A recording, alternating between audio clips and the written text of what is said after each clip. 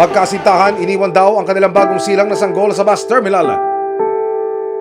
Natagpuan ng bata na wala ng buhay.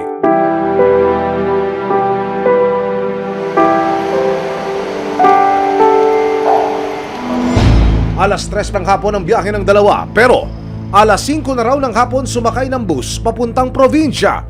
Makakausap din natin yung mismong konduktor na siyang naka-ID o siyang naka-identify doon sa babae at lalaki na nag-iwan ng bata dito sa terminal. Kuya Mark, andyan o. Saan nyo siya nakita? Yung babae?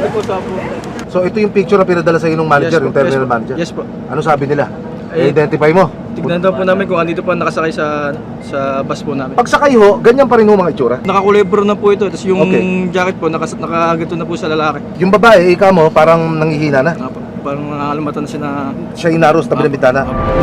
Inireport sa Cubao Police Station 7 ang nangyari. Nakatanggap tayo ng report na meron ngang isang infant na natagpuan sa water station ba ng bus transit. Nagkandak agad tayo ng follow-up investigation and operation.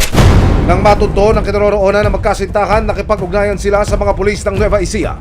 Mula Cubao Police Station 7, nagtungo ang mga otoridad sa Peñaranda, Nueva Ecija sa pag-asang madakip ang dalawa. Natuntun sila ng mga otoridad sa kanilang takanan. Sa pagkakahuli sa dalawa, dinala ang lalaki sa Kapkaringal.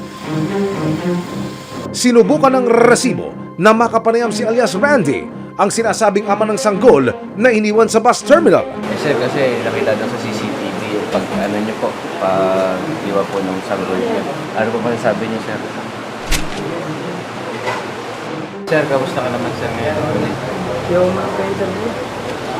Sinampahan siya ng kasong infanticide o paglabag sa RA 7659, Article 255 ng Revised Penal Code. Parehas po silang pwede nating masampahan ng kaukulang reklamo ng infanticide.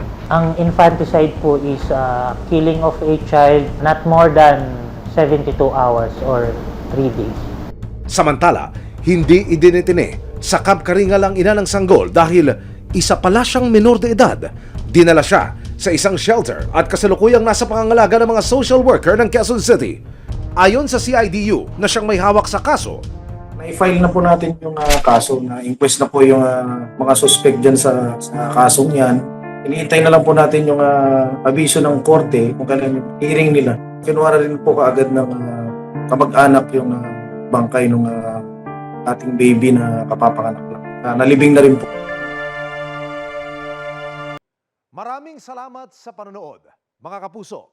Para masundan ang mga reklamong nasolusyonan ng resibo, mag-subscribe lamang sa GMA Public Affairs YouTube channel